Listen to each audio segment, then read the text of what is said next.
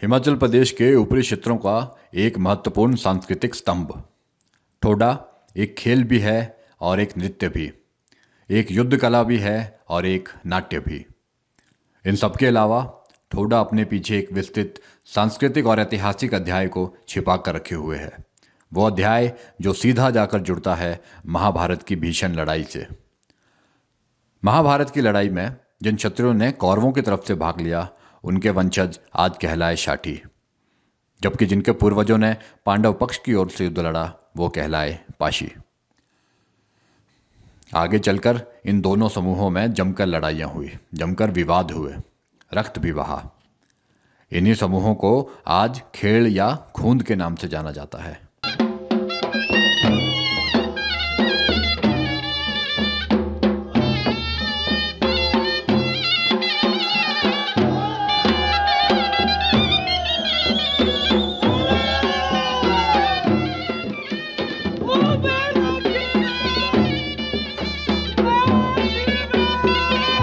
समय बदला और इन पहाड़ी सामंतों की समझ भी बदली।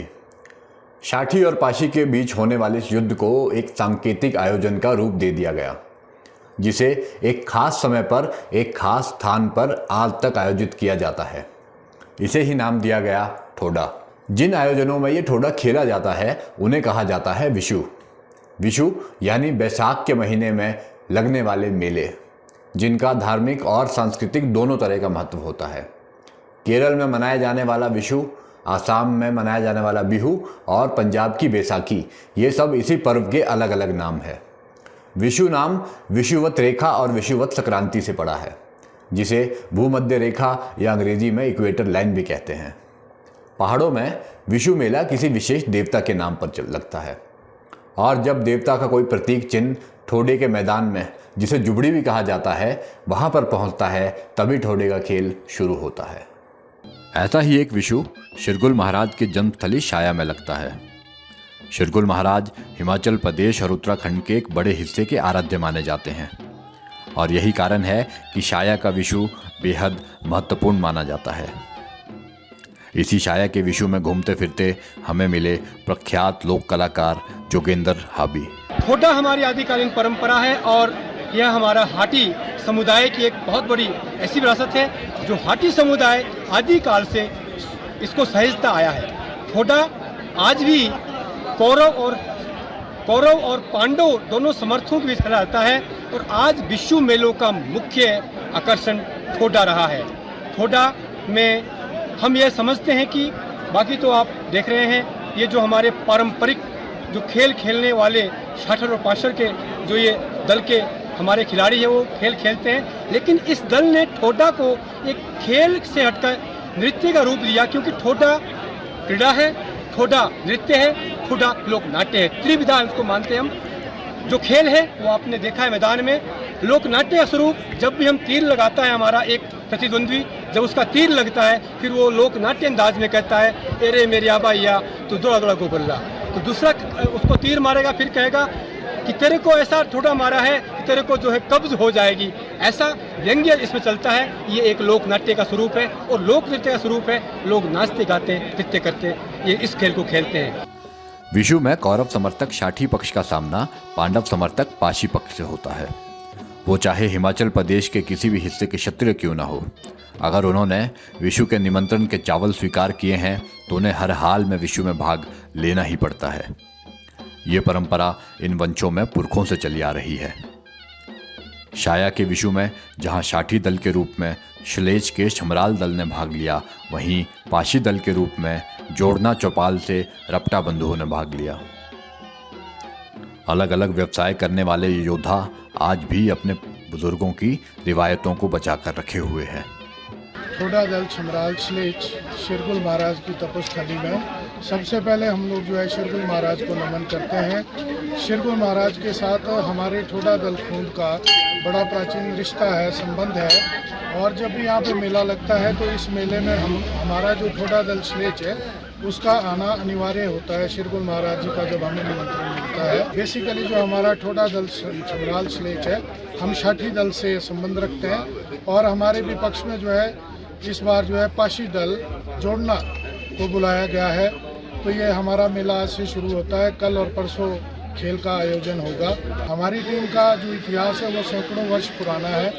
हमारे जो बुजुर्ग थे उन्होंने इस खेल की शुरुआत की और लगभग हम जो है 10 खूंद खशिया बिरादरी के लिए निमंत्रण पकड़ते आए हैं और समय समय पर उनके लिए खेलते आए हैं। समय ऐसा आया जब हमारी जो बुजुर्ग जनरेशन थी उन्होंने खेला इस चीज़ को, लेकिन जब हमारे वाली जनरेशन आई तो हम कहीं थोड़े से पीछे हट गए और हमने इसी स्थान पर आकर शेरगुल महाराज से अर्ज की थी कि शेरगुल महाराज जी, आज समय बदल चुका है, नौजवानों में इस खेल के प्रति इतना आकर्षण नहीं है, तो जो हमारा यहाँ पे बंधन है, जो हमें आना पड़ता है, इस चीज़ से आप हमें मुक्त करें।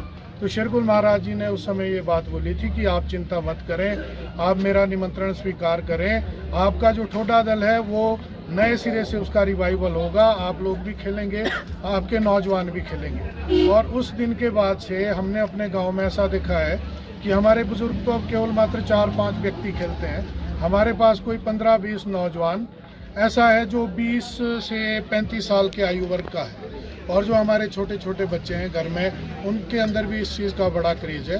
हमारा ये पाशी दल जोड़ना की तरफ से एक संदेश है कि हम अपनी इस सभ्यता को संजो के रखें। इन्हीं ये छोटे मोटे जो माध्यम होते हैं, मेले जो होते हैं, इसमें जो आयोजन करवाते हैं, मैं शावगा कमेटी का धन्यवाद करता हूं जिन्होंने हमें आमंत्रित किया। हम बहुत भी गौरवान्वित महसूस कर रहे हैं और हम अपने शेरगुल महाराज की जन्मस्थली में पहुंचे हैं और ये हमारा बहुत बड़ा सौभाग्य है। ये देना चाहूँगा कि यदि रिफ्लेक्सेस को मेंटेन रखने के लिए, अपने सर्कमस्टांसेस को मेंटेन रखने के लिए, तो ये बहुत अच्छी गेम है मेरे हिसाब से। हमने प्रैक्टिकल्स देखा, 1-2 मेले 3 मेले हमने खेल लिए हैं, तो मैं पिछले 20 वर्षों से इस ठोडा गेम को फॉलो कर रहा हूँ और मुझे बहुत अच्छा लगता है। मैं आने वाले अपने भाइयों को, अपनी जनरेशन को, कोई भी मैं कहूँगा कि अपने आप को अगर नशे से दूर रखना है, नशे से मतलब कि दूर रहना है या फिर अपने फिजिकली मेंटेन फिटनेस रखनी है, तो इस गेम को ज़रूर खेलें।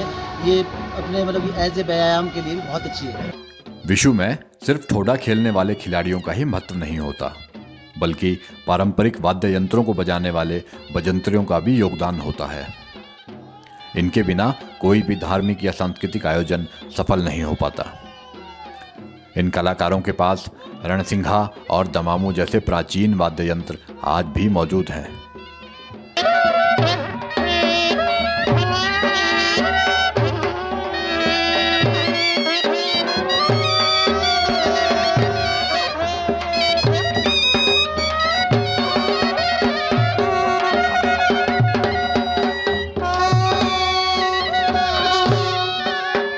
विशु आयोजित करवाना आसान कार्य नहीं है। न सिर्फ देव कार्य संबंधी परंपराओं का दृढ़ता से पालन करना पड़ता है, बल्कि दूर दूर से आने वाली खूंदों की आवभगत भी करनी पड़ती है। इसके अलावा अपने रिश्तेदारों, दोस्तों और गांव बिरादरी को भी विशु में मेहमानी का निमंत्रण देने की परंपरा है। विशु की मेजबानी आसपास का पूरा क्षेत्र करता है, जो देव परंपरा से इसे आयोजित करने में बंधा होता है। शाया के विशु को आयोजित करने की जिम्मेदारी शावगियों की होती है। शावगी शेरगुल जन्मस्थली के आसपास रहने वाले 4 गांवों के निवासियों को कहा जाता है। शेरगुल महाराज से जुड़ा सारा प्रबंधन कार्य इन्हीं शावगियों के जिम्मे आता है। मैं रणवीर सिंह शावगी यहाँ शेरगुल महाराज जी की जन्मस्थली का मुखिया हूँ, यहाँ पर देव कार्य का। और अभी हमारे जो यहाँ विशु लगा वो हर तीसरे साल लगता है और हर तीसरे साल हमारी जातर जाती है, जिसमें कि जातर का और विशु का सारा इंतज़ाम जो है वो शावगी द्वारा किया जाता है। हम शावगी हैं जो कि यहाँ शेरगुल महाराज जी के बिल्कुल करीबी हैं और करता धरता है। हमें ही यहाँ विशु का सारा अरेंजमेंट करना पड़ता है। जो यहाँ जुबड़ी है ये 20, 21, 22 गते ज्येष्ठ में और 3, 4, 5 तारीख जून में जो है ये मनाया जाता है। और ये 3 दिन के लिए जो है जुबड़ी शावगियों को ये स्थानांतरित कर दी गई थी और शावगियों ने ही यहाँ इसका विशु का इंतज़ाम किया। 2 दिन के उत्सव के बाद आखिर विशु की समाप्ति का समय आता है। विशु के मैदान या जुबड़ी को विधिवत शुद्ध किया जाता है। खूंदे अपने अपने घरों की ओर लौट जाती है। मेहमान अपने मेजबानों से, अपने रिश्तेदारों से विदा लेते हैं। और इस तरह पहाड़ी संस्कृति का ये एक अनोखा लोक उत्सव समाप्त हो जाता है।